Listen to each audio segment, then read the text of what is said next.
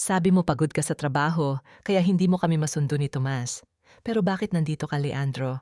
Bakit ang kamay na ipinangako mong sa akin lang ay nakahawak sa baywang ng ibang babae sa harapan ng anak natin? Ang boses ni Flora ay gumaralgal, halos malunod sa ingay ng masayang tugtugan sa playground ng paaralan.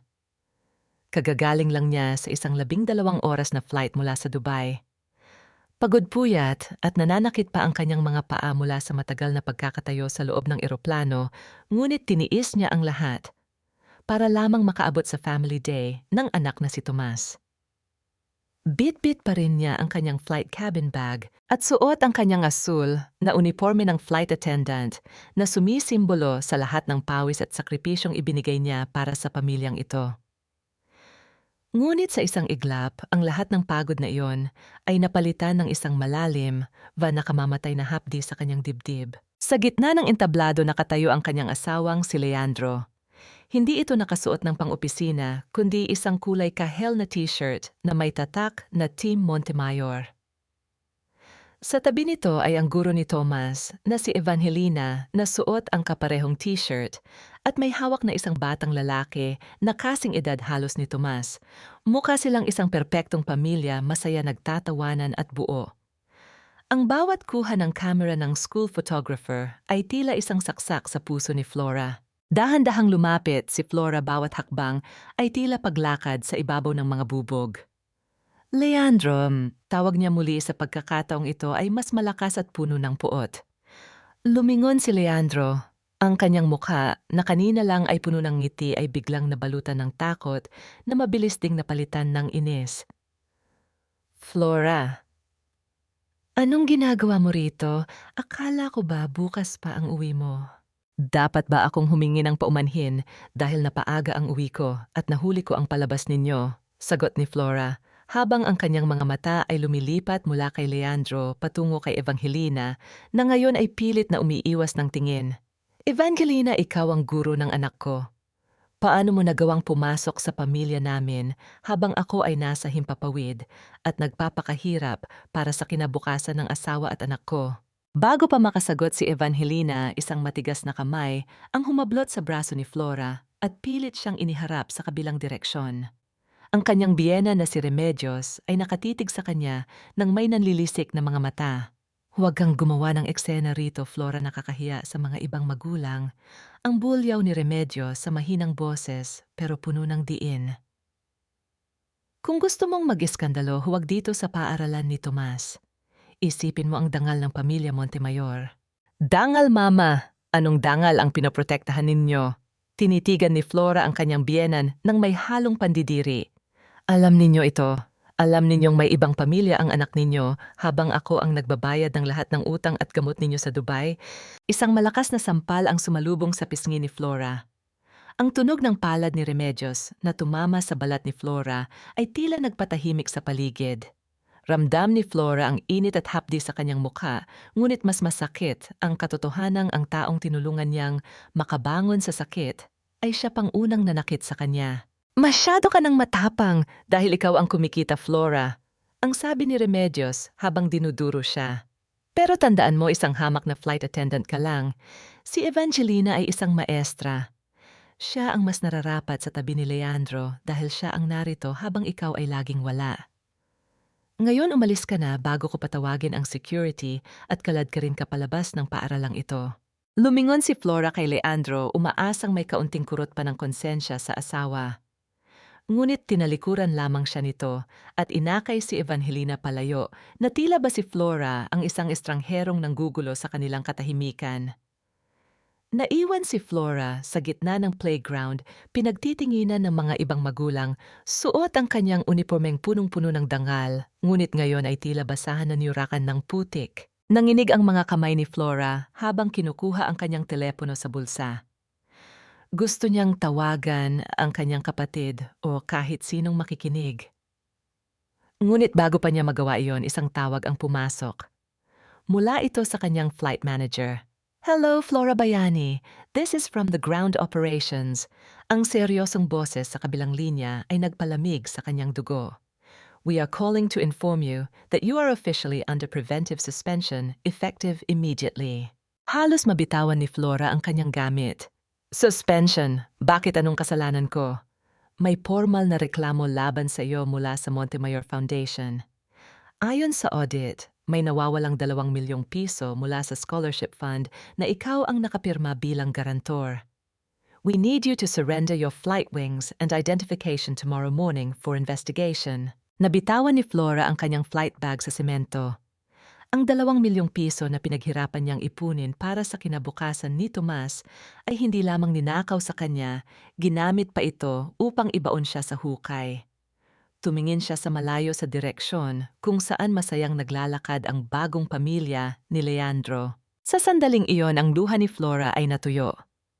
Ang bawat sakripisyo niya sa loob ng 10 taon, ang bawat gabing hindi siya nakatulog sa Dubai, at ang bawat ngiting ibinigay niya sa mga pasahero, habang wasak ang kanyang puso, ay nagtipon-tipon sa isang matinding puot. Hindi ito ang huling lipad ni Flora. Ito ang simula ng isang bagong biyahe, at sisiguraduhin niyang sa paglapag niya muli lahat ng humila sa kanyang pakpak ay tuluyan ng mawawasak. Ang bawat hakbang ni Flora, papasok sa kanilang tahanan, ay tila pagpasok sa isang libingan na siya mismo ang nagpatayo. Ang malaking pintuan na gawa sa Nara, ang malambot na alpombra sa sala, at ang mamahaling chandelier na nagbibigay ng liwanag, lahat ng yon ay katas ng kanyang pagpupuyat sa Dubai at ang pakikipagplastikan sa mga masuswerteng pasahero sa loob ng eroplano. Ngunit sa gabing ito, ang bahay na itinuring niyang kanlungan ay naging kasing lamig ng yelo. Leandro, lumabas ka riyan. Mag-usap tayo, ang sigaw ni Flora. Ang kanyang boses ay umalingaw-ngaw sa tahimik na pasilyo. Dahan-dahang bumukas ang pinto ng kanilang silid. Inaasahan ni Flora na makikita ang asawa na may bakas ng pagsisisi, ngunit lumabas si Leandro na nakasuot na ng pantulog. Tila ba wala siyang ginawang krimen kanina sa paaralan. Sumunod sa kanya ang kanyang ina na si Remedios na may hawak na tasa ng tsaa at isang mapanuyang ngiti. Bakit ka ba sumisigaw, Flora? Ang ingay-ingay mo, natutulog na ang bata. Ang malamig na sabi ni Leandro. Natutulog. Pagkatapos mo akong hiyain sa harap ng lahat, at pagkatapos mong ipasuspinde ang trabaho ko, sasabihan mo ako ng tungkol sa ingay. Nanginginig ang buong katawan ni Flora. Mabilis niyang kinuha ang kanyang cellphone at binuksan ang kanyang banking app. Kailangan niyang ilipat ang natitirang pera sa kanyang personal na account bago pa mahuli ang lahat.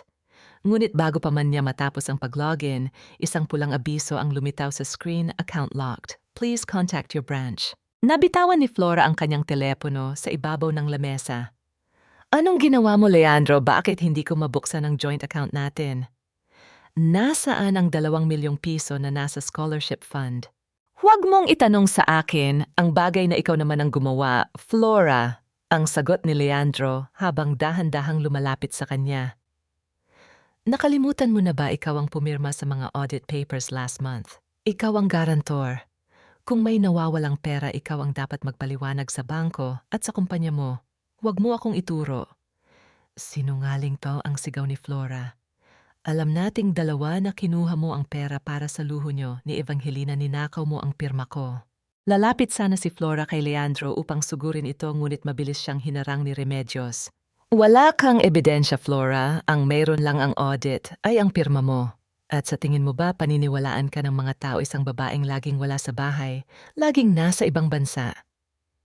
Sino ang nakakaalam kung anong ginagawa mo sa Dubai tuwing layover ninyo?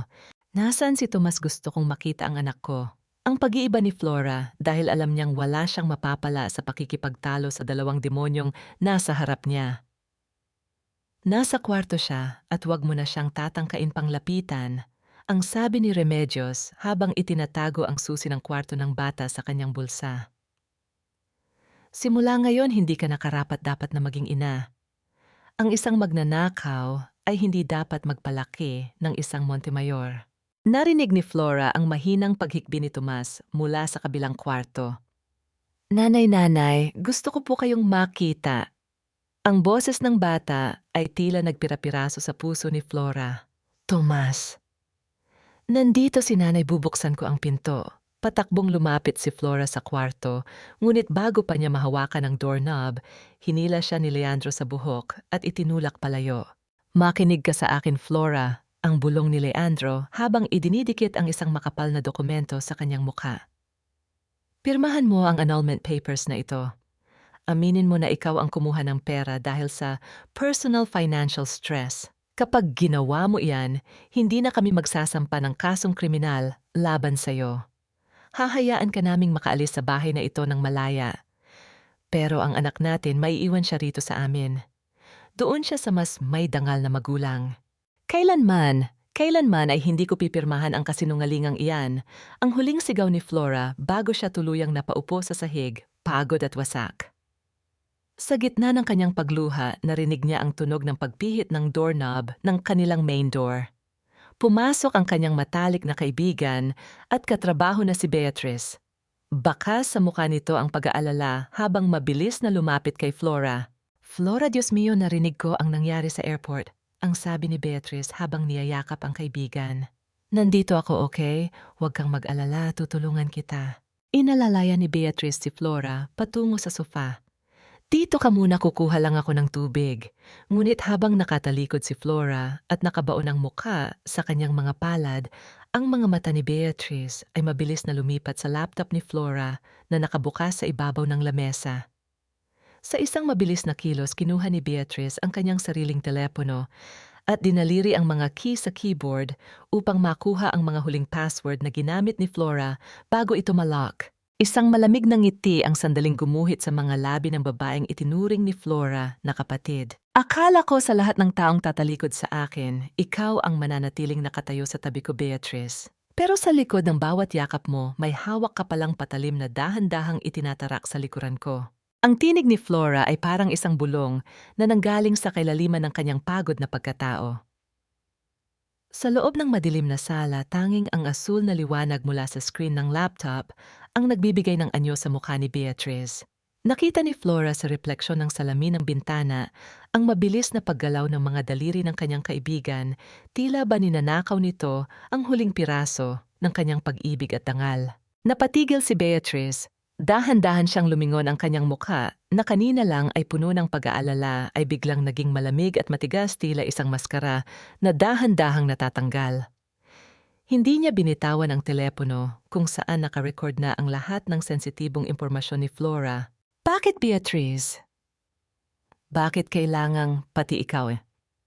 Ang tanong ni Flora habang ang unang patak ng luha ng pagtataksil ay dahan-dahang gumuguhit sa kanyang pisngi.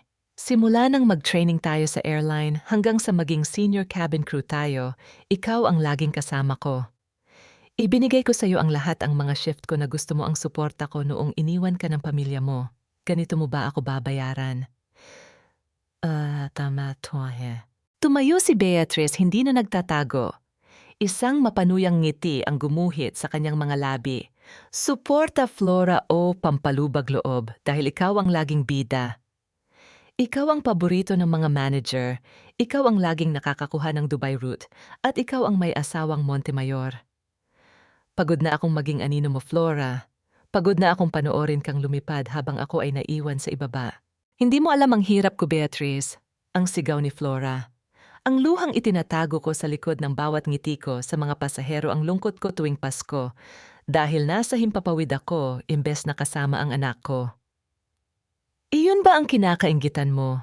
Ang kinakainggitan ko ay ang lahat ng meron ka na hindi mo naman pinapahalagahan, ang sagot ni Beatrice habang dahan-dahang lumalapit kay Leandro na noon ay kakalabas lang mula sa anino ng hallway. Hindi mo deserve si Leandro, Flora. Laging wala ka rito. Hindi mo alam kung anong kailangan niya. Ako ang nakikinig sa kanya tuwing gabi habang ikaw ay nasa Dubai at nagpapakasasa sa luxury hotel mo. Nanlamig ang buong pagkatao ni Flora nang makita niyang dahan-dahang humawak si Beatrice sa braso ni Leandro. Ang dalawang taong pinagkatiwalaan niya ng kanyang buhay ay magkasabwat sa paninira sa kanya. Nakuha mo na ba ang kailangan natin, Beatrice? Ang tanong ni Leandro, ang boses ay walang bakas ng pagmamahal na itinanim niya sa loob ng 10 taon. Lahat, Leandro, ang mga personal login niya, ang mga logs ng bank transfer na ginawa natin gamit ang pangalan niya, lahat ay nakalink na sa kanya. Wala na siyang kawala, ang sagot ni Beatrice nang may pagmamalaki. Flora, tapos na ang laro, ang sabi ni Leandro habang itinuturo ang pintuan. Umalis ka na sa bahay na ito bago ko patawagin ang pulis para ipakita ang ebidensyang kinuha ni Beatrice sa laptop mo. Huwag mong subukang kunin si Tomas. Ang isang babaeng nasuspinde sa trabaho at nahaharap sa kasong kriminal ay walang puwang sa buhay ng anak ko. Lalaban sana si Flora. Susugurin sana niya ang babaeng umahas sa kanyang pamilya, ngunit mabilis na lumitaw si Remedios at itinulak siya ng malakas. Umalis ka na! Isang maruming ibon na wala ng pugad. Huwag mong dudungisan ang sahig ng aking mansyon. Padaskol na itinulak si Flora palabas ng malaking pintuan. Kasabay ng pagsasara ng pinto ay ang pagbuhos ng malakas na ulan sa Manila. Nakatayo si Flora sa gitna ng kalsada. Walang tsinelas, walang dalang kahit anong gamit, kundi ang suot niyang unipormeng gusot na at basa. Ang lamig ng ulan ay tila sumasabay sa lamig na nararamdaman niya sa kanyang puso. Narinig niya ang malakas na iyak ni Tomas mula sa ikalawang palapag. Nanay, nanay, huwag niyo po akong iwan. Tomas, Tomas, babalik si nanay, pangako kukunin kita. Ang sigaw ni Flora, ngunit ang kanyang boses ay nilalamon ng dagundong ng kulog. Sa gitna ng kadiliman at kawalang pag-asa, isang itim na sasakyan ang dahan-dahang huminto sa tapat ni Flora. Ang bintana nito ay bumaba at isang matandang babae na may matatalas na mata at nakasuot ng tradisyonal na barot saya ang tumingin sa kanya. Ito si Maestra Consuelo. Hindi ka ba napapagod na maging biktima? Flora Bayani, ang tanong ng matandaang boses ay puno ng awtoridad sa gitna ng unos. Ang ulan ay hindi tumitigil para sa mga umiiyak. Ito ay tumitigil para sa mga marunong lumaban. Lumingon si Flora, ang kanyang mga mata na dati ay puno ng pag-ibig ay naging kasing talim na ng kidlat. Sino po kayo, Kia? Ang taong may hawak ng susi sa impyernong kinasasadlakan mo ngayon. Ang sagot ni Consuelo, sumakay ka na bago ka patuluyang mamatay sa lamig. May kailangan tayong pag-usapan tungkol sa anak ko, si Evangelina. Ang bawat patak ng tubig mula sa aking buhok ay tila luha ng langit na nakikiramay sa aking pagkatalo. Pero sa loob ng sasakyang ito, ang amoy ng lumang libro at insenso ay nagbibigay ng kakaibang init, isang init na hindi galing sa pag-ibig kundi sa plano ng paghihiganti. Nanginginig pa rin ang mga balikat ni Flora habang nakabalot siya sa isang makapal na kumot na ibinigay ni Maestra Consuelo. Ang sasakyan ay dahan-dahang binabaybay ang kalsada ng Maynila na tila isang aninong gumagala sa dilim. Hindi makapagsalita si Flora. Ang kanyang isipan ay punong-puno ng imahe ni Leandro at Beatrice na magkasama at ang boses ni Tomas na tumatawag sa kanya.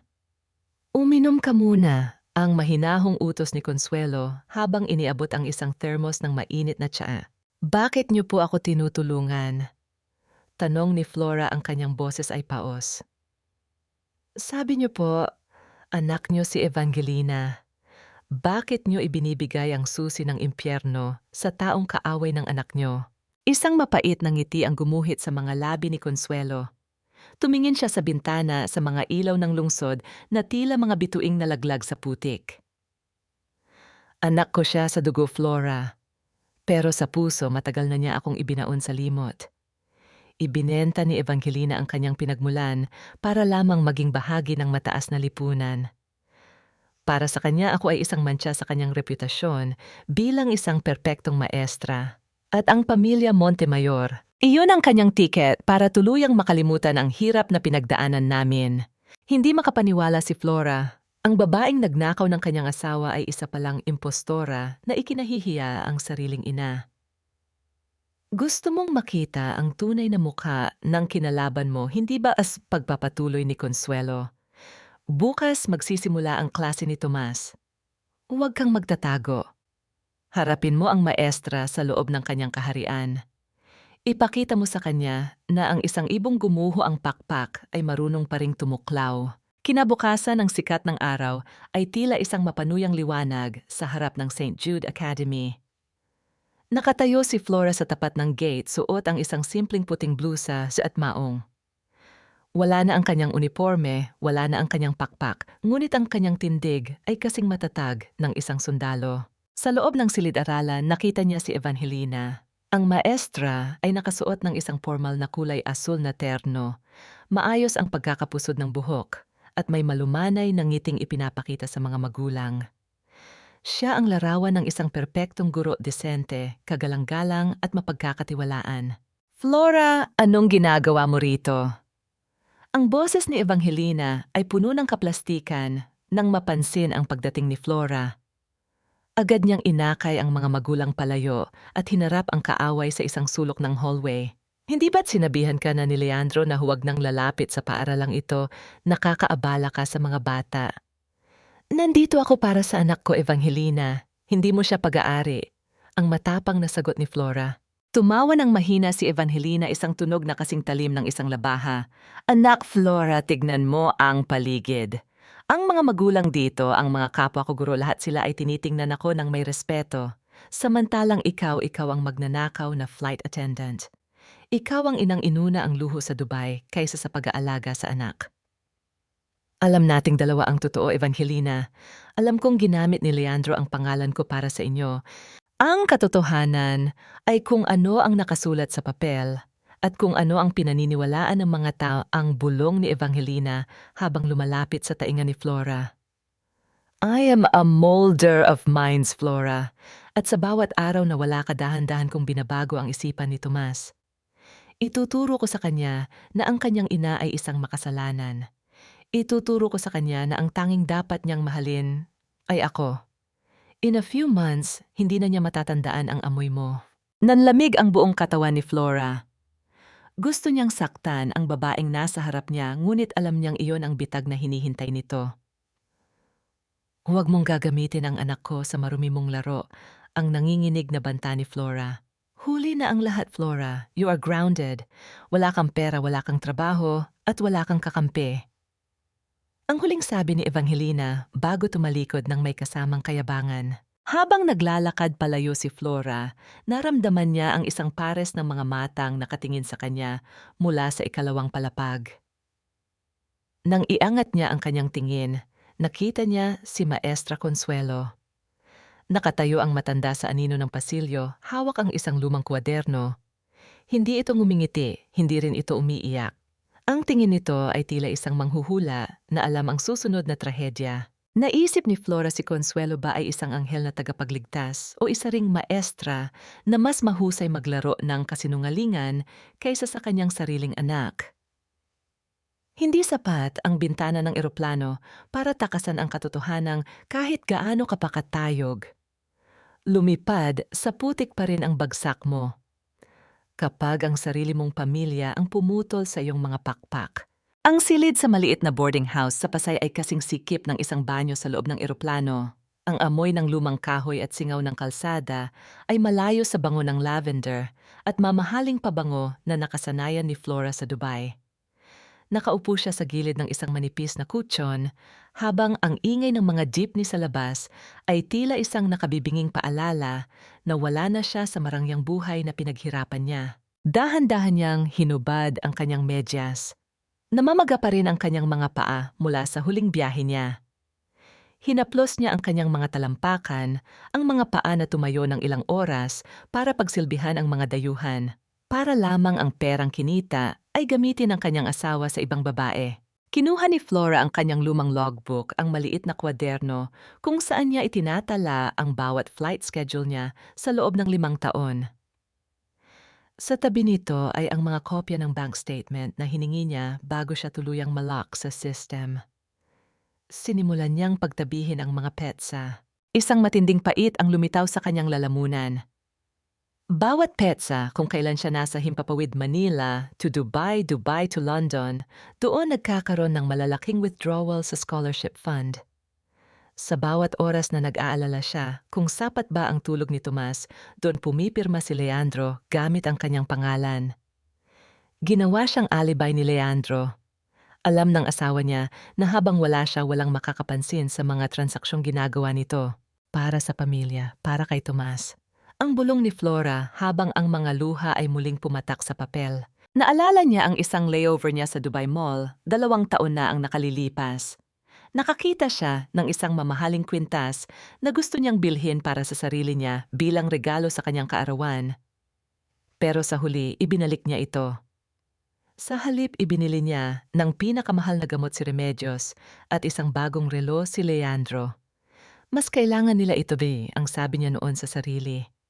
Ngayon ang relong iyon ang suot ni Leandro habang yakap ang ibang babae at ang gamot na iyon ang nagbigay ng lakas kay Remedios para sampalin siya. Ang bawat sakripisyo niya ay naging bala na ngayon ay nakatutok sa sarili niyang ulo. Ang pagiging laging wala niya na akala niya ay pagpapatunay ng kanyang sipag ay naging ebidensya na ngayon para sa kanyang pagiging irresponsableng ina. Tumayo si Flora at lumapit sa maliit na lababo.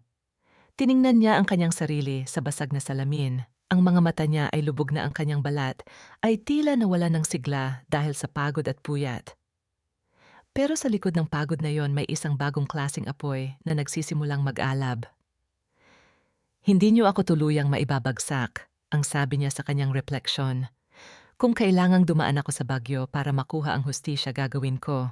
Biglang naputol ang kanyang pag-iisip nang marinig niya ang malakas na katok sa pintuan. Ang tunog ng kahoy na hinahampas ay tila isang babala ng panibagong panganib.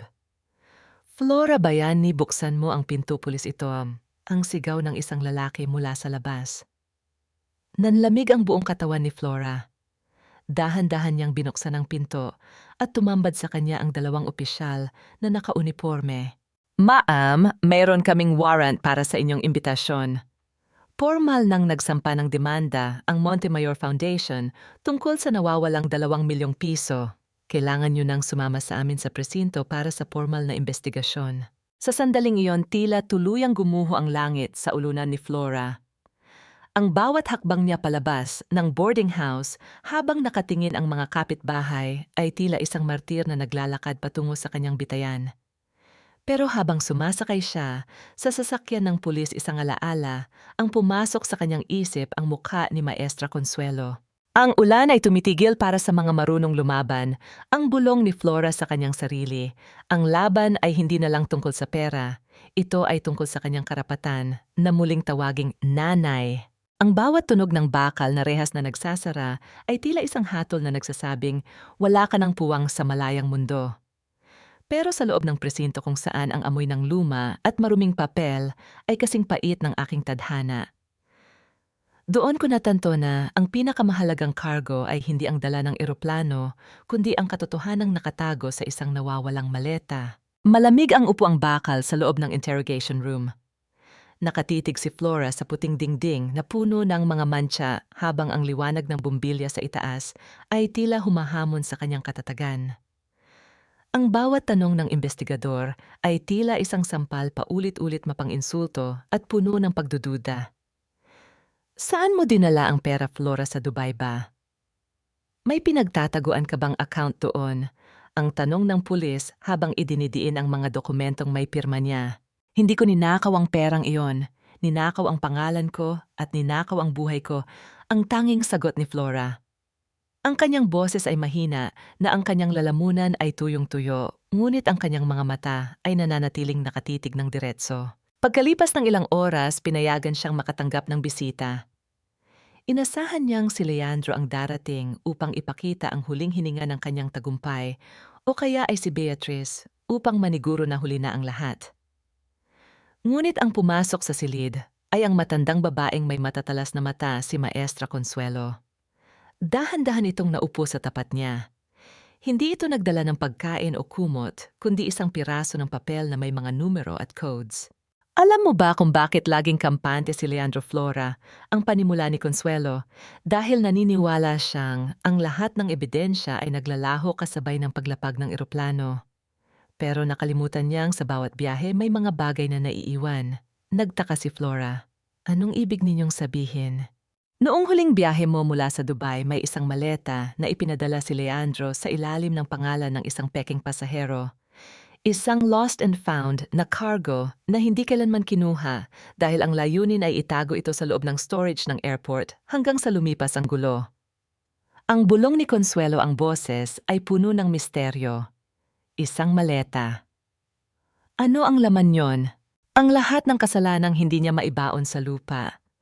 Ang mga orihinal na resibo ang mga peking konselyo na ginamit niya para gayahin ang pirma mo at ang mga dokumento ng Montemayor Foundation na magpapatunay na ang perang nawala ay napunta sa isang account na nakapangalan kay Evangelina, ang sabi ni Consuelo habang inuusog ang papel patungo kay Flora. Nasa loob ito ng warehouse ng Lost and Found sa NAEA Terminal 3. Ang code ng baggage tag ay nasa papel na iyan. Nanlaki ang mga mata ni Flora. Ang hop den ng kanyang buhay ay nasa loob mismo ng kanyang pinagtatrabahuhang lugar. Ang lugar kung saan siya tinanggalan ng dangal ay siya ring lugar kung saan matatagpuan ang kanyang kaligtasan. Bakit niyo ito ginagawa, maestra? Tanong ni Flora. Anak niyo si Evangelina. Kapag nakuha ko ang maletang iyan, masisira ang buhay niya. Tumingin si Consuelo kay Flora at sa pagkakataong ito, nakita ni Flora ang isang malalim na pighati sa mga mata ng matanda. Minsan kailangang mawasak ang isang bagay para maayos ang mga maling pundasyon. Hindi ko ito ginagawa para sa iyo, Flora. Ginagawa ko ito para sa apo ko si Tomas. Hindi siya dapat lumaki sa ilalim ng mga pakpak ng isang sinungaling. Tumayo si Consuelo at dahan-dahang lumakad palabas. Bago siya tuluyang lumayo, lumingon siya muli. Pero tandaan mo, Flora, ang warehouse na yon ay kontrolado na ni Leandro. May mga tao siya roon. Ang pagkuha sa maletang iyan ay parang pagpasok sa gitna ng isang bagyo nang walang kasiguraduhan kung makakalapag ka pa ng buhay. Naiwan si Flora na hawak ang maliit na papel. Ang kanyang mga kamay ay nanginginig hindi dahil sa takot kundi dahil sa pag-asa. Ang suspension niya sa trabaho ay nangangahulugang wala na siyang access sa mga restricted areas. Pero bilang isang senior crew, alam niya ang bawat pasikot-sikot ng airport, ang mga lagusan na hindi alam ng mga ordinaryong tao. Huling lipad ang bulong ni Flora sa kanyang sarili. Kung ito na ang huling beses na tatapak ako sa airport na iyon, sisiguraduhin kong sa pag-alis ko, dala ko na ang aking kalayaan. Ngunit sa labas ng presinto isang itim na sasakyan ang nakatigil. Sa loob si Beatrice ay nakikinig sa isang tawag. Opo, Sir Leandro. Nandito si Maestra Consuelo. Mukhang may sinabi siya kay Flora. Huwag kayong mag-alala, hindi makakarating ang impormasyong iyon sa airport. Ako na ang bahala. Isang malamig na ngiti ang gumuhit sa mga labi ni Beatrice habang pinagmamasdan ng pintuan ng presinto. Ang laban para sa misteryosong maleta ay nagsimula na at ang panganib ay mas malapit pa kaysa sa inaakala ni Flora. Ang paliparan na dati ay itinuring kong pangalawang tahanan kung saan ang bawat anunsyo ng flight ay musika sa aking pandinig ngayon ay naging isang labirinto ng panganib. Ang bawat hakbang ko sa NAEA Terminal 3 ay hindi na bilang isang reyna ng himpapawid, kundi bilang isang aninong nagtatago sa sarili niyang kaharian. Nakatayo si Flora sa malayo pinagmamasdan ang naglalakihang salamin ng terminal. Ang sikat ng bumbilya sa gabi ay nagbibigay ng ningning sa mga dambuhalang eroplano, ngunit para sa kanya ang bawat kislap ay tila babala ng isang bitag. Dahil sa tulong ni Maestra Consuelo na nagbayad ng kanyang bail, pansamantala siyang nakalabas ng presinto, ngunit ang oras ay hindi niya kakampi. Alam niyang anumang sandali ay maaaring mahanap ni Leandro ang maleta. Kinuha niya ang kanyang lumang telepono at dinaliri ang isang numero. Liza, kailangan ko ang tulong mo. Flora, Diyos mio, balitang-balita ka rito sa airport. Sabi nila ikaw raw ang nagnakaw ng pera ng foundation. Ang boses ni Liza, isang ground staff at matalik na kaibigan ni Flora, ay puno ng kaba. Mapapahamak ako kapag nalaman nilang kausap kita. Liza, kilala mo ako. 10 taon tayong magkasama. Alam mong hindi ko magagawa iyon. May isang maleta sa Lost and Found Storage. Iyon lang ang tanging paraan para malinis ang pangalan ko. Please, kailangan ko lang makapasok sa warehouse. Nagkaroon ng mahabang katahimikan. Narinig ni Flora ang malalim na buntong hininga ni Liza. Magkita tayo sa staff entrance sa likod ng Gate 5. May mga lumang ID kami rito ng mga nag-resign na crew. Magsuot ka ng jacket at huwag kang titingala sa mga camera. Makalipas ang 30 minuto, mabilis na nakalusot si Flora sa staff entrance. Ang lamig ng aircon sa loob ng terminal ay sumampal sa kanyang mukha, ngunit mas matindi ang kaba sa kanyang dibdib. Ang bawat pulis at security guard na nadadaanan niya ay tila alam ang kanyang sikreto. Isinuot niya ang isang itim na cap at ibinaba ang kanyang ulo habang sinusundan si Liza patungo sa restricted area ng Lost and Found. Narito ang susi ka, bulong ni Liza habang iniaabot ang isang electronic keycard. May 10 minuto ka lang bago dumating ang susunod na roving guard. Flora, mag-iingat ka. Sabi nila may mga tauhan si Leandro na laging nagbabantay rito simula kahapon. Dahan-dahang binuksan ni Flora ang mabigat na pintong bakal ng warehouse. Ang amoy ng alikabok, lumang goma at kemikal ay agad na sumalubong sa kanya. Ang silid ay puno ng libu-libong maleta na nakasalansan sa matatayog na rack, mga kargong kinalimutan na ng panahon. Kinuha niya ang papel na ibinigay ni Maestra Consuelo, baggage tag DXB MNL 004219. Nagsimulang maghalughog si Flora. Ang tunog ng kanyang mga yabag sa semento ay tila isang malakas na dagundong sa gitna ng katahimikan. Ang kanyang mga kamay ay nanginginig habang tinitignan ang bawat tag ng mga maletang kulay asul, itim at pula. Wala rito, nasa na? Ang bulong niya, ang pawis ay dahan-dahang tumutulo mula sa kanyang noo kahit malamig sa loob. Sa kabilang dako ng warehouse, narinig niya ang tunog ng isang pinto na bumukas. Isang malakas na liwanag mula sa flashlight ang dahan-dahang gumapang sa mga rack. Siguraduhin niyo na walang makakalapit sa maletang iyon. Sabi ni Sir Leandro, sunugin na natin iyon kapag nahanap natin. Ang boses ng isang lalaki ay umalingaw-ngaw. Mabilis na nagtago si Flora sa likod ng isang malaking crate. Ang kanyang puso ay tila gustong kumawala sa kanyang dibdib. Pinanood niya ang anino ng dalawang lalaki na papalapit sa kanyang kinaroroonan. Sa gitna ng takot, may napansin siya sa pinakadulo at madilim na bahagi ng rack, isang maliit na maletang kulay pilak na may pamilyar na sticker ng isang hotel sa Dubai. Dahan-dahan siyang gumapang patungo doon, hindi iniinda ang sakit ng kanyang mga tuhod sa magaspang na sahig. Nang maabot niya ang maleta, mabilis niyang tiningnan ang tag. DXB MNL 04219. Nandito kay, ang halos hindi marinig na sabi ni Flora. Ngunit bago pa man niya maiangat ang maleta, naramdaman niya ang isang matigas na bagay na tumama sa kanyang likuran. Ang liwanag ng flashlight ay direktang tumama sa kanyang mga mata, dahilan upang siya ay mapapikit. Akala ko ba ay nasa himpapawid ka, Flora? Bakit parang naghuhukay ka na ng sarili mong libingan sa lupa? Ang boses ni Beatrice ay puno ng panunuya. Nakatayo ito sa likuran ng dalawang lalaking guards, may hawak na telepono at tila ba nag-e-enjoy sa eksena. Beatrice, maawa ka. Alam mong biktima lang ako rito. Ang pagsusumamo ni Flora habang mahigpit pa ring hawak ang hawakan ng maleta. Ang awa ay para sa mga taong marunong sumunod, Flora. Pero ikaw, matigas ang ulo mo, ang sabi ni Beatrice habang dahan-dahang lumalapit. Ibigay mo sa akin ang maletang iyan at baka payagan ka pa naming makaalis ng buo ang mga buto mo. Sa sandaling yon, ang tunog ng walkie-talkie ng isa sa mga guards ay bumukas. May paparating na anunsyo. All unauthorized personnel clear the warehouse. Ang anunsyo ay nanggaling mismo sa Office of the Director. Naguluhan ang mga guards ni Beatrice. Sa gitna ng kalituhan, nakakita si Flora ng pagkakataon. Isang malakas na tulak ang ginawa niya sa rack ng mga maleta sa kanyang tabi, dahilan upang magbagsakan ng mga ito at humarang sa daan ni Beatrice.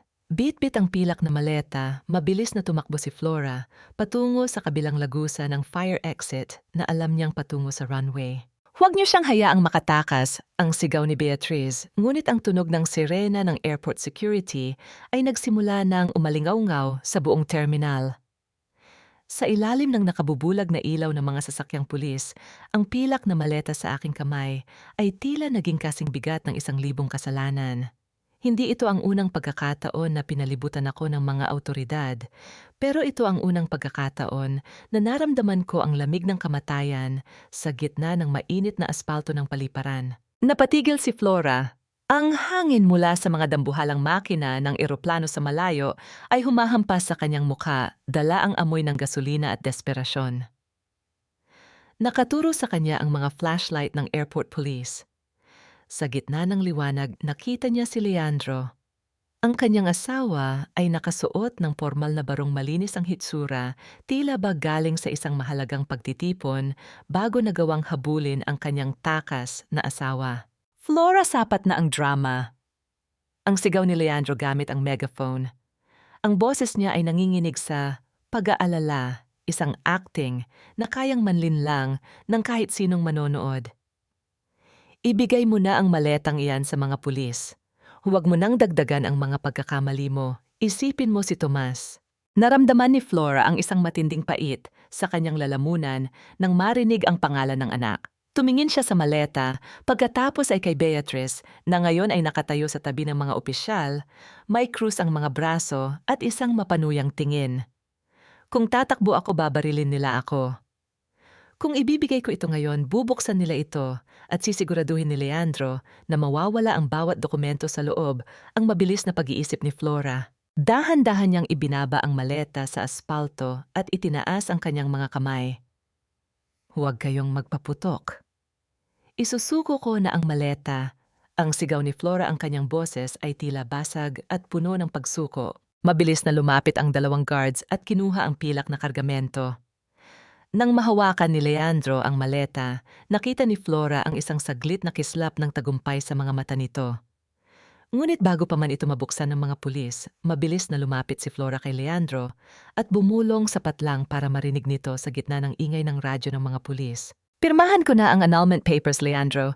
Ibibigay ko na ang lahat sa iyo, ang bahay, ang pera, pati ang karapatan ko sa foundation. Pero ibigay mo sa akin si Tomas. Hayaan mo kaming makaalis ng bansa. Natigilan si Leandro. Ang kamay niya na nasa hawakan ng maleta ay dahan-dahang humigpit. Tumingin siya kay Flora ng may pagdududa. Bakit bigla kang sumuko? Dahil pagod na ako, Leandro. Ang sabi ni Flora, ang mga luha ay dahan-dahang pumatak sa kanyang pisngi, isang timpla ng tunay na pagod at isang planong tanging siya lang ang nakakaalam. Wala na akong trabaho. Wala na akong dangal. Ano pa ang ipaglalaban ko? Ibigay mo lang sa akin ang anak ko at mananahimik na ako habang buhay.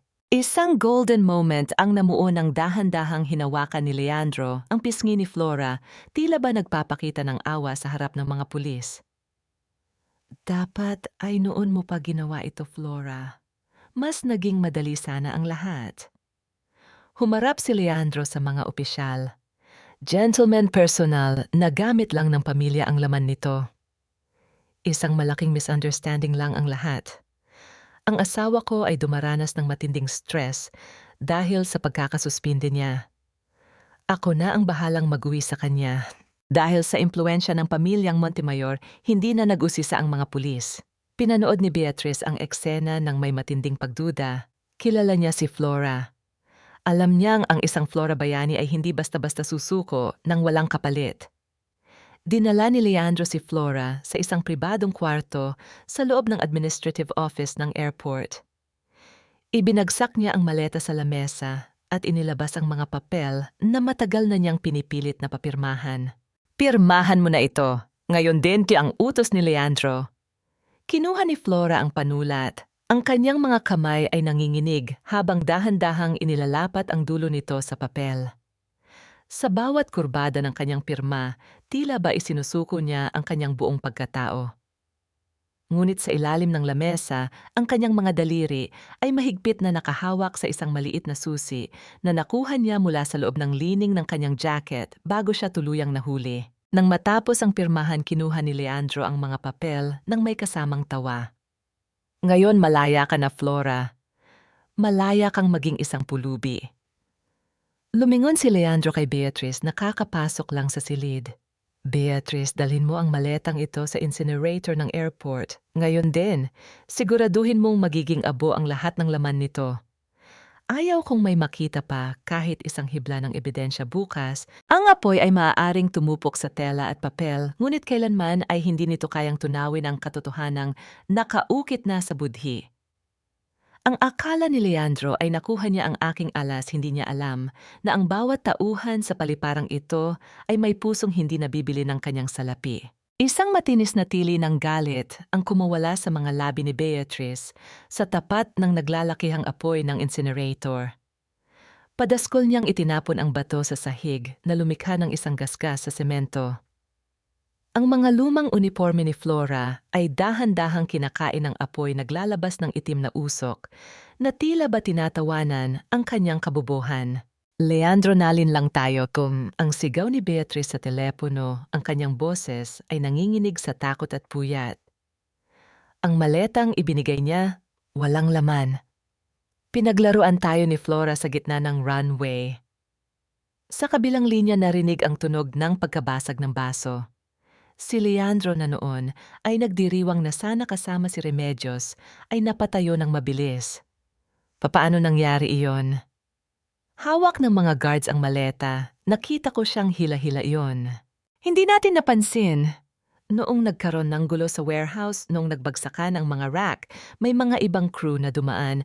Ang paliwanag ni Beatrice habang pilit na inaalala ang bawat segundo.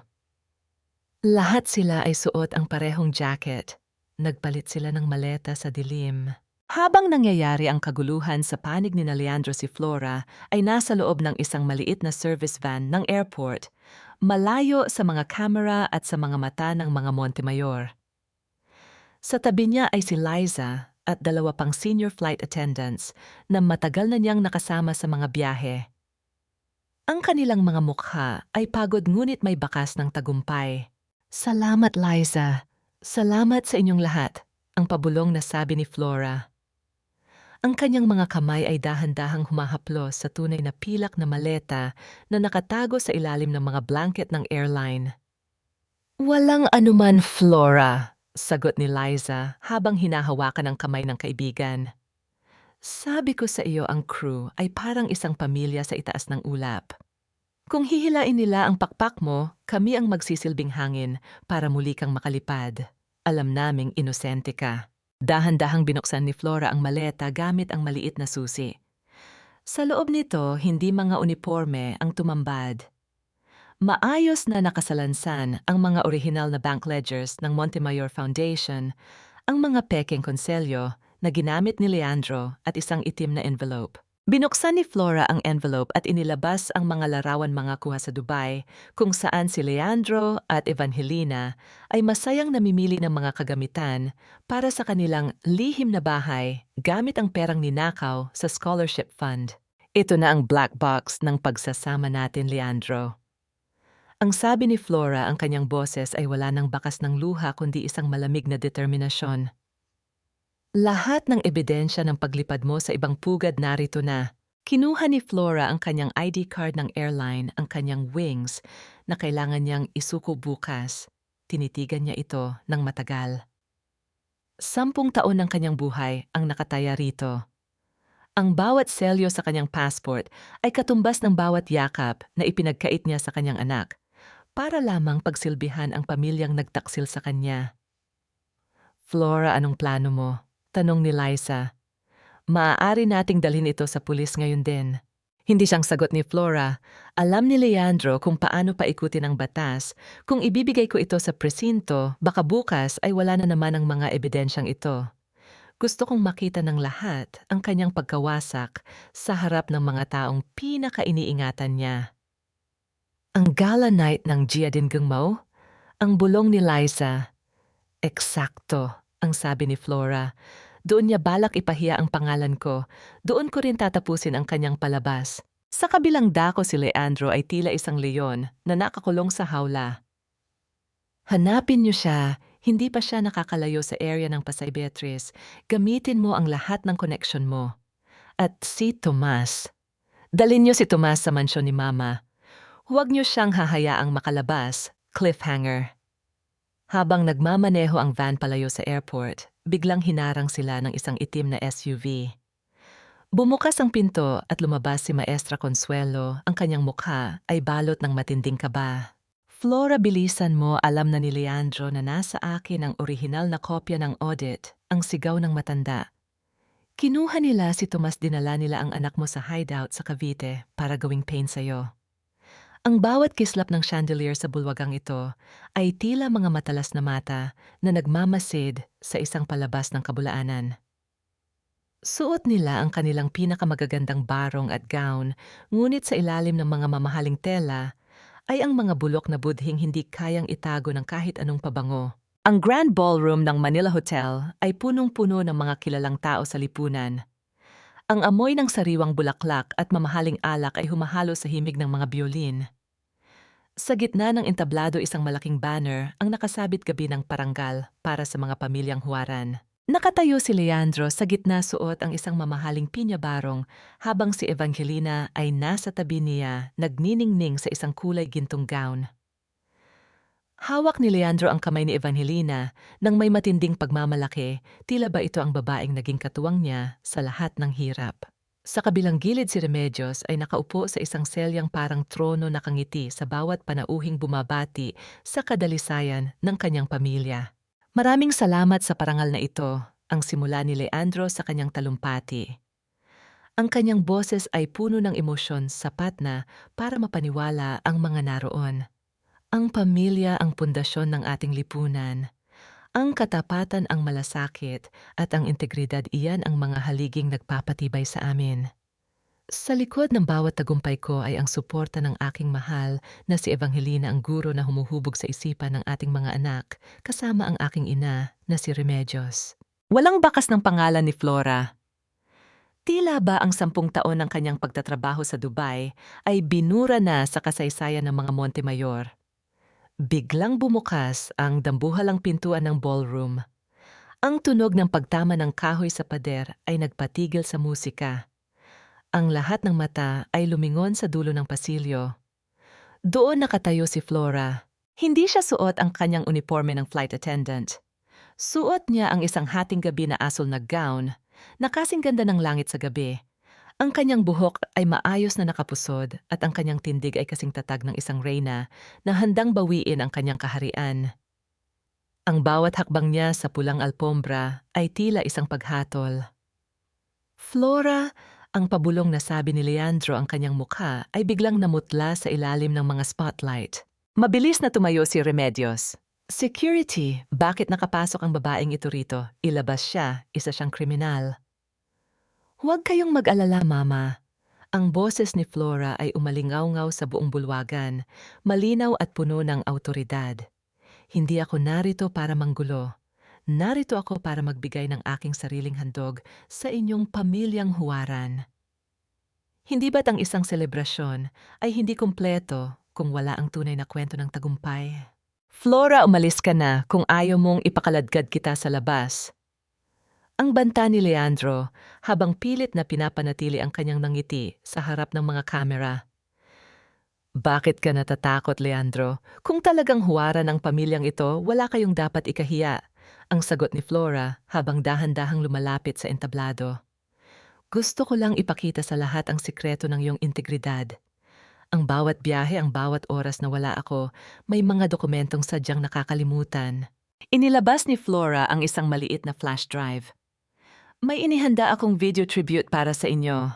Isang maikling sulyap sa mga biyaheng hindi ninyo naikwento. Sa gitna ng kalituhan, bago pa man makakilos ang mga security, mabilis na isinaksak ni Liza na nakatago sa technical booth bilang bahagi ng crew ang drive sa system. Ang malaking screen sa likuran ni Leandro ay dahan-dahang bumukas. Anong kabalastugan ito, ang sigaw ni Remedios, ngunit ang lahat ay natigilan nang lumitaw sa screen ang isang flight manifest. Hindi ito isang video ng kasal. Ito ay isang detalyadong listahan ng mga pasahero mula sa Dubai-Manila route sa loob ng 2 taon. Nakabilog sa pula ang pangalan ni Leandro Montemayor at Evangelina Consuelo. Ang bawat petsa ng kanilang biyahe ay tumutugma sa mga araw kung kailan si Flora ay nasa himpapawid, nagpapakahirap sa kabilang panig ng mundo. Ayan ang inyong pamilyang Huwaran. Ang sabi ni Flora habang ang bawat mata sa ballroom ay nakatitig sa ebidensya ng pagtataksil. Ang bawat piso na nawala sa scholarship fund ay naging ticket ninyo patungong Dubai.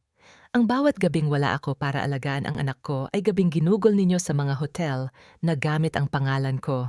Hindi totoo yan. Fake ang mga dokumentong yan.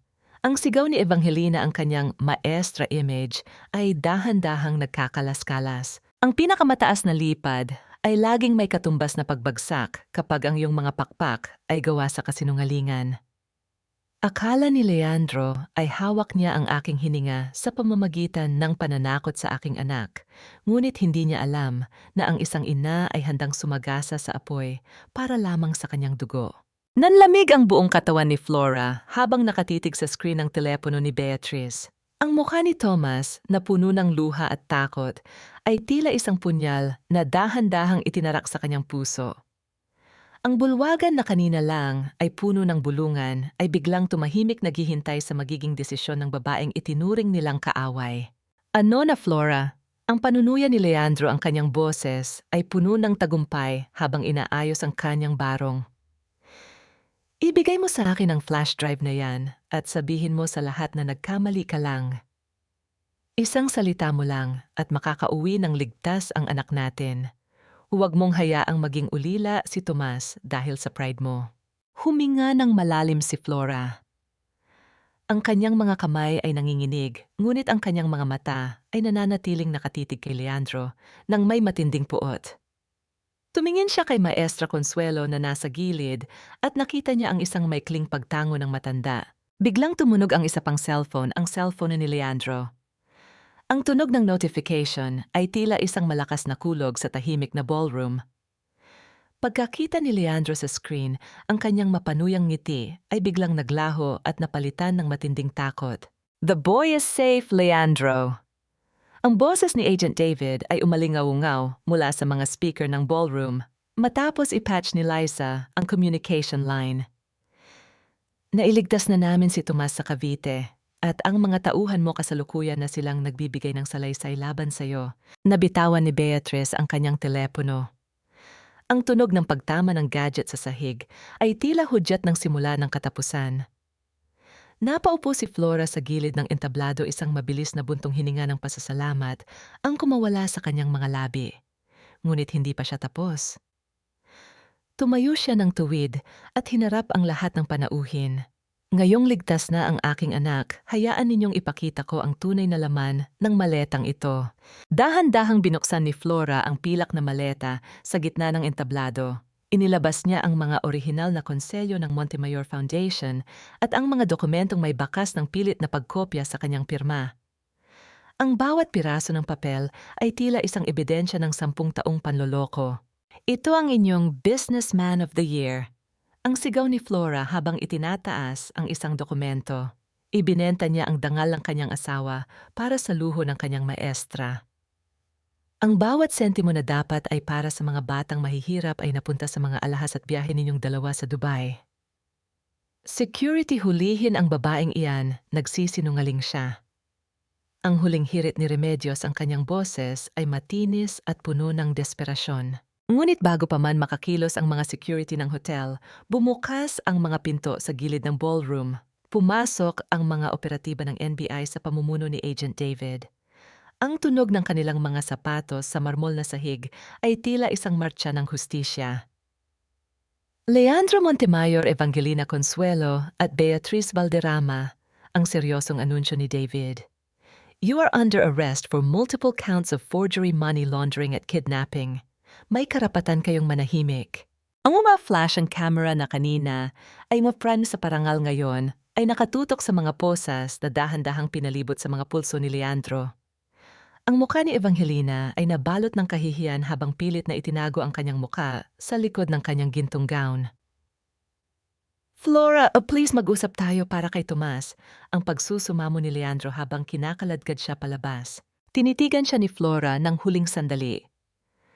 "Ang tanging pag-uusapan natin, Leandro, ay ang mga taon na gugugulin mo sa loob ng rehas. Huwag mong babanggitin ang pangalan ng anak ko gamit ang marumi mong bibig." Nanginig ang buong katawan ni Remedios habang pinagmamasdan ang kanyang anak na inilalabas ng bulwagan. Ang trono na kanyang kinauupuan ay tila biglang naging abo. Tumingin siya kay Flora, umaasang makakakuha ng awa, ngunit tinalikuran lamang siya nito. Humarap si Flora sa mga tao, kinuha ang mikropono, at sa huling pagkakataon ay nagsalita ng may dangal. "Ang aking huling lipad ay hindi patungo sa Dubai o sa kung saang bansa. Ang huling lipad ko ay patungo sa pagbawi ng aking sarili. Maraming salamat sa inyong panunood sa katotohanan." Ang tunay na paglipad ay hindi nasusukat sa layo ng narating ng iyong mga pakpak, kundi sa lalim ng kapayapaan na nahanap mo sa iyong pagbaba.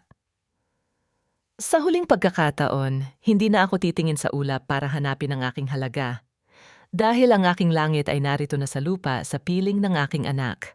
Ang bawat tibok ng puso ni Flora ay tila isang mabilis na pag-angat ng eroplano habang papalapit ang sasakyan ni Agent David sa isang ligtas na bahay sa labas ng lungsod.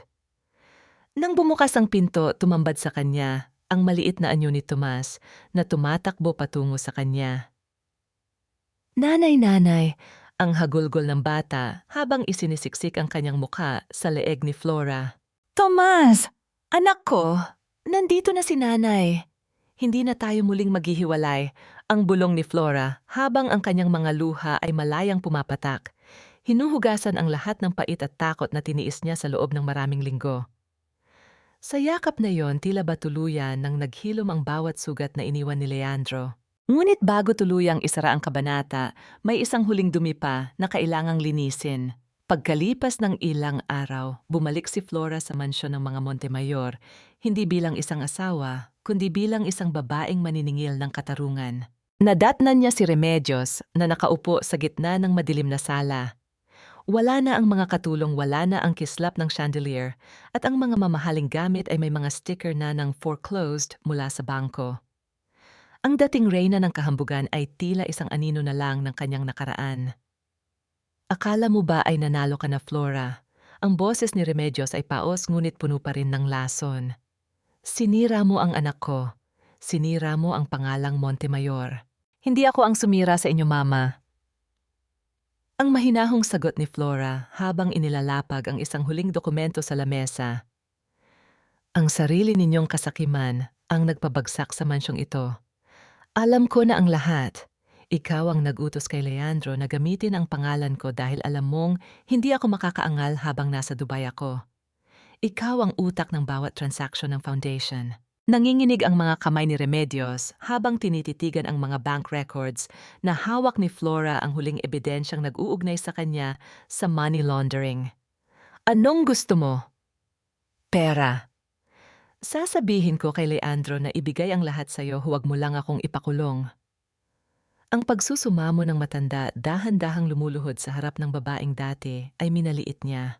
Ang pera ninyo ay marumi. At hindi ko kailangan ng kahit isang sentimo mula sa inyo, ang sabi ni Flora nang may paninindigan. Gusto ko lang na malaman ninyo na ang hamak na flight attendant na minaliit ninyo ang siyang nagtapos sa inyong paghahari. Ang dangal ay hindi nabibili ng apelyido, Mama. Ito ay itinatanim sa bawat tapat na pawis. Kasabay ng pagpasok ni Agent David at ng mga pulis sa mansyon upang arestuhin si Remedios bilang mastermind. Tuluyan ng tinalikuran ni Flora ang bahay na iyon. Hindi na siya lumingon pa. Ang simoy ng hangin sa tapat ng Naya Terminal 3 ay hindi na kasing bigat ng dati. Nakatayo si Flora sa harap ng isang maliit, ngunit maaliwalas na kainan na may karatula sa itaas huling lipad, Home of the Crew. Ito ang kanyang bagong pangarap. Isang restaurant para sa mga manggagawa sa airport at mga flight crew na tulad niya ay madalas na nakakalimot kumain ng masarap na luto ng nanay dahil sa trabaho. Wala na siyang suot na uniforme ngunit ang bawat ngiti niya sa kanyang mga suki ay tunay at walang bahid ng pagpapanggap. Nanay, handa na po ang mga table sa labas. Ang tawag ni Tomas na ngayon ay masigla at malusog suot ang isang maliit na apron. Salamat, anak. Papunta na si nanay, ang sagot ni Flora. Napalingon siya nang makita si Maestra Consuelo na pumasok sa kainan dala ang isang batang lalaki, ang anak ni Evangelina. Sa kabila ng lahat, hindi hinayaan ni Flora na maging biktima ang bata. Pinatawad niya si Consuelo at tinulungan ang matanda na magkaroon ng bagong simula kasama ang kanyang apo. Nabalitaan niya ang tungkol sa mga kontrabida sa kanyang buhay. Si Leandro at Remedios ay nahaharap sa mahabang taon sa kulungan. Si Evangelina ay tuluyan ng tinanggalan ng lisensya sa pagtuturo at si Beatrice ay nananatiling nasa likod ng rehas, binubuno ang parusa sa kanyang pagkakamali. Isang eroplano ang muling dumaan sa itaas ng kanyang kainan, lumilikha ng isang malakas na dagundong. Tumingala si Flora, pinanood ang dahan-dahang paglayo nito patungo sa mga ulap. Noong una ang tingin niya sa paglipad ay isang paraan para takasan ng hirap. Ngunit ngayon alam na niya ang totoo. Ang pinakamagandang biyahe ay hindi ang papunta sa ibang bansa, bulong ni Flora sa kanyang sarili. Ito ay ang biyahe patungo sa sarili mong kalayaan. Sa huling pagkakataon, huminga ng malalim si Flora hindi ng hangin sa loob ng eroplano kundi ng hangin ng kalayaan. Ang kanyang huling lipad ay hindi isang pagbagsak. Ito ang kanyang pinakamatagumpay na paglapag. Sa bawat paglubog ng araw sa pampang ng Manila Bay, hindi na ako nakakaramdam ng takot sa dilim na darating. Dahil alam ko ang bawat bituin sa langit ay hindi na mga destinasyong kailangan kong puntahan para lamang patunayan ang aking halaga.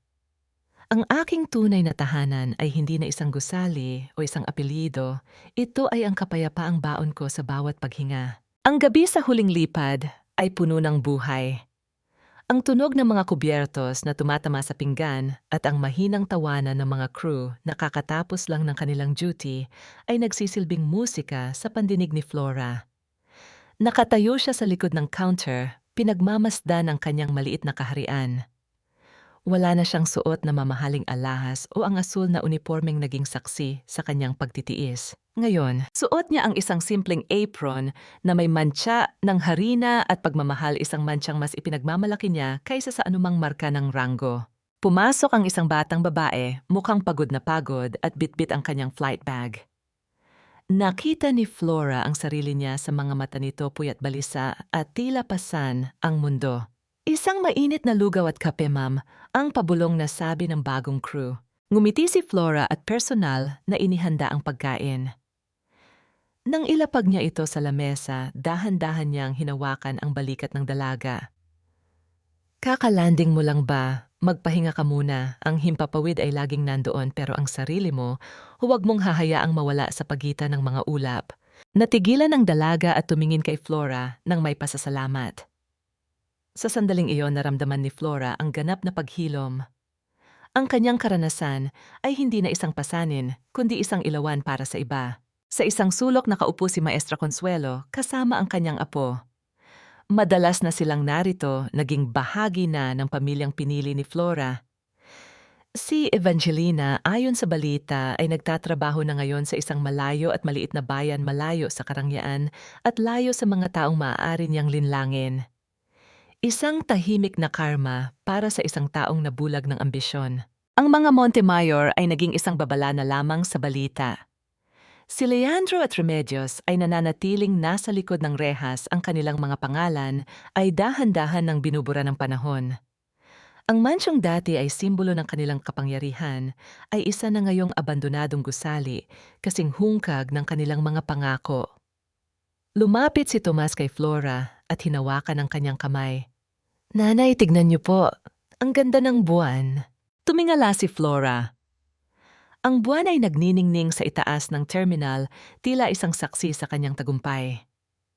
Isang malakas na dagundong ng makina ng eroplano ang muling narinig, dahan-dahang umaakyat patungo sa kadiliman ng gabi. Dati, tuwing naririnig ni Flora ang tunog na iyon, nararamdaman niya ang pangungulila at ang bigat ng obligasyon.